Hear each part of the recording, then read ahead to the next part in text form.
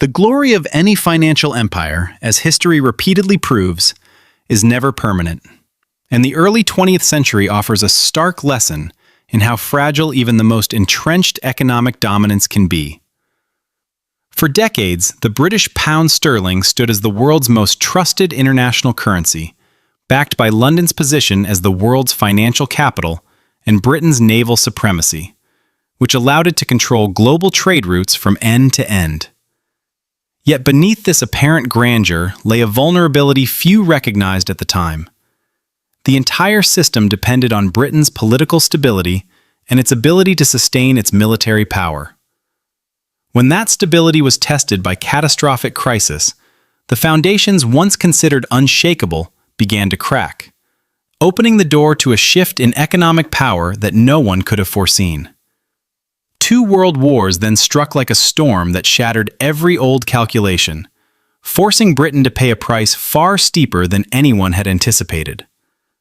To finance a war machine that consumed staggering sums, Britain was compelled to sacrifice the bulk of its gold reserves, while across the Atlantic, the United States reaped the benefits as the primary supplier of weapons, food, vehicles, and raw materials to the Allied nations.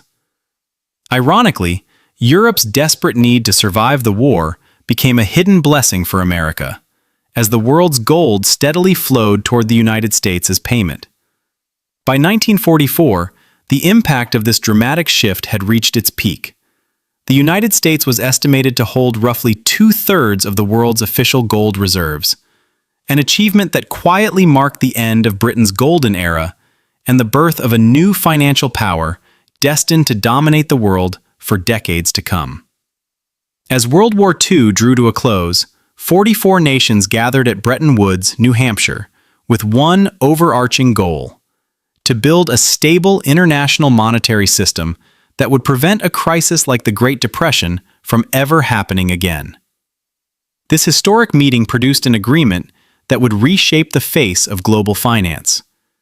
The US dollar was pegged to gold at a fixed value of $35 per ounce, while the currencies of other nations around the world were in turn pegged to the dollar.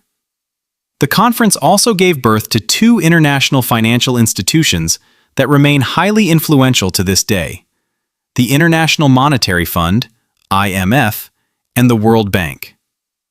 With this system in place, the dollar automatically became the center of the entire global financial system, taking over the role that gold had previously played as the primary benchmark for international transactions.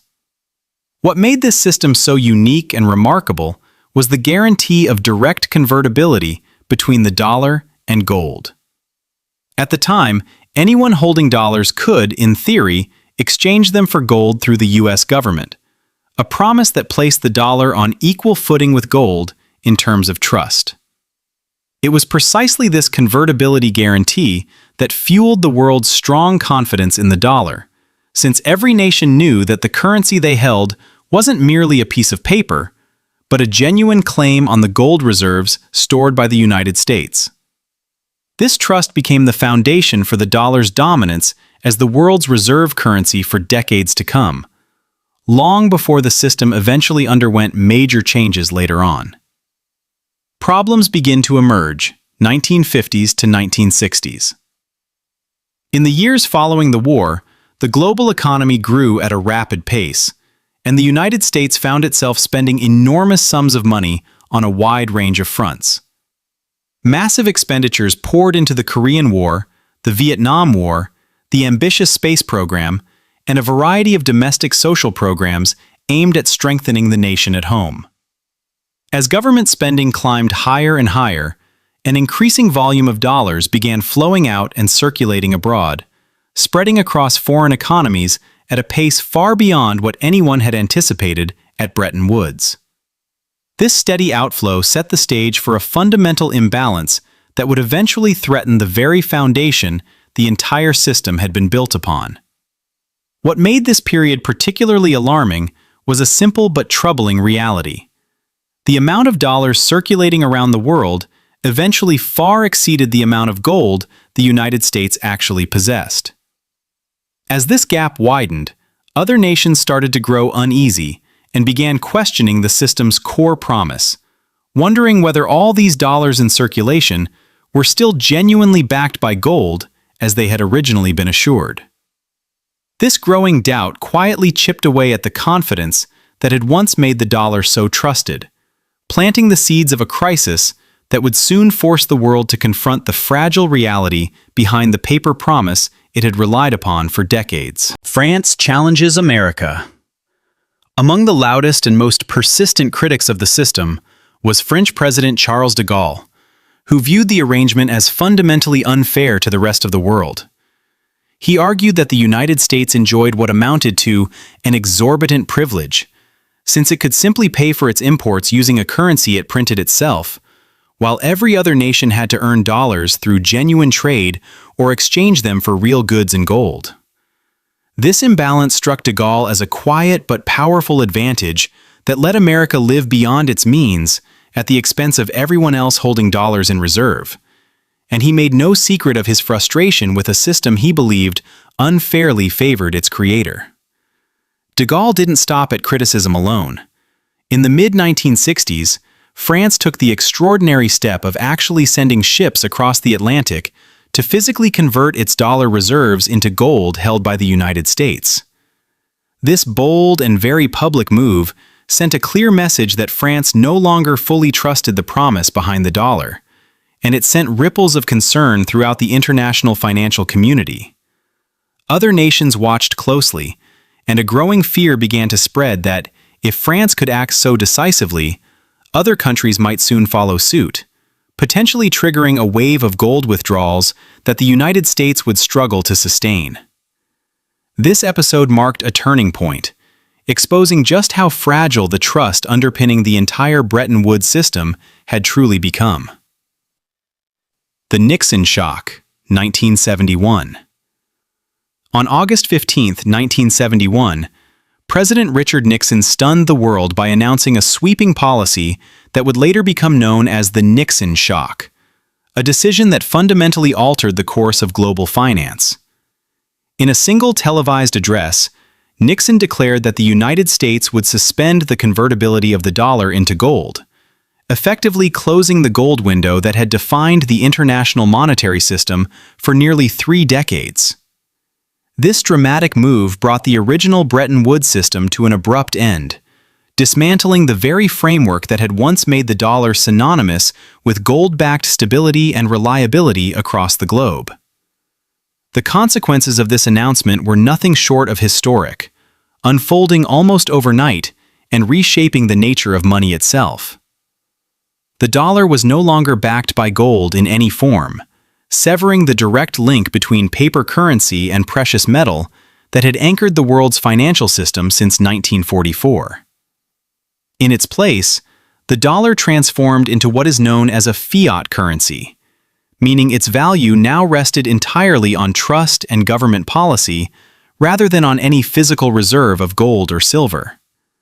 This shift marked the beginning of an entirely new era in global finance, one where the worth of money depended not on what it could be exchanged for, but on the confidence people placed in the institutions and governments that issued it. The oil crisis shakes the world.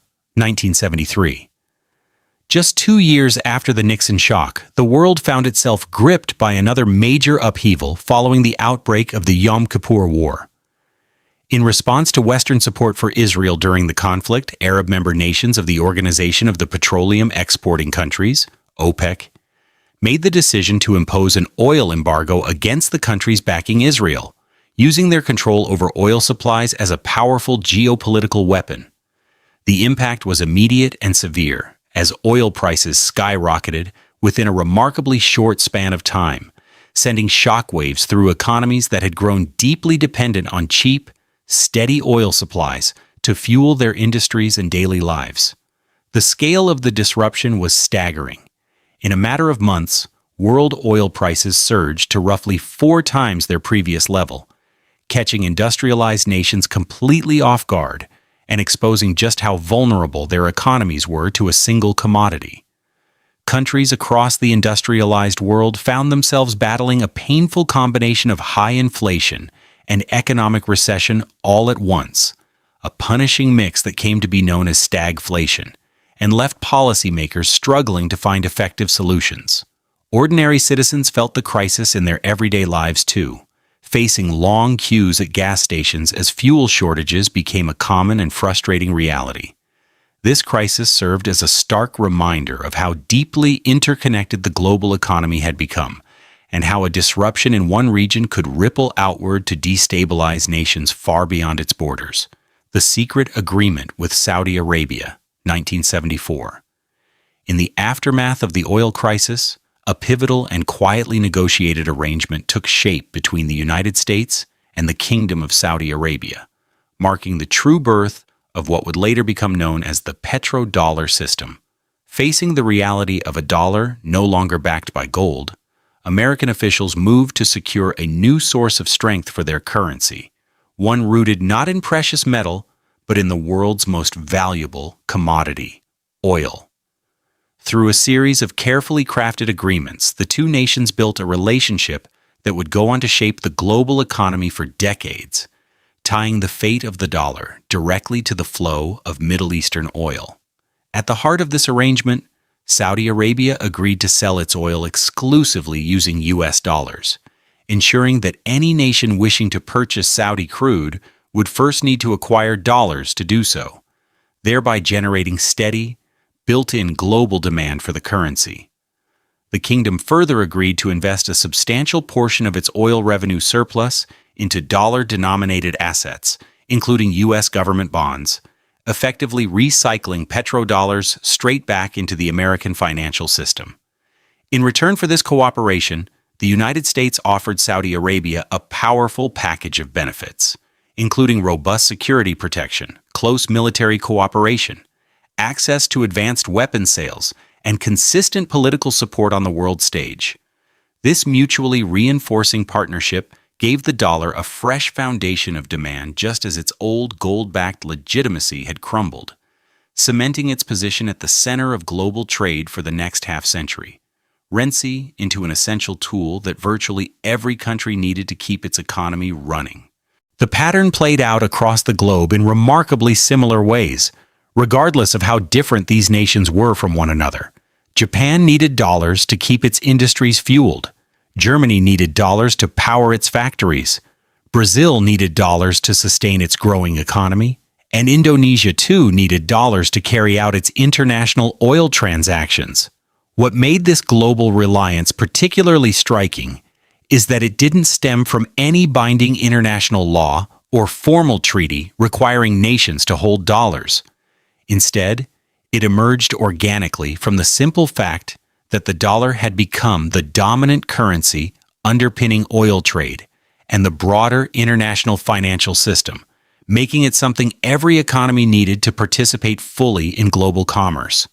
In more recent years, a number of countries have begun taking deliberate steps to reduce their dependence on the dollar, signaling a gradual but noticeable shift in the global financial landscape. Some energy transactions are now being conducted using the Chinese yuan or other local currencies, moving away from the decades-long default of pricing everything in dollars. Several members of the BRICS bloc have also pushed to expand the use of their own national currencies in bilateral trade with one another, seeking to lessen their exposure to a single dominant currency.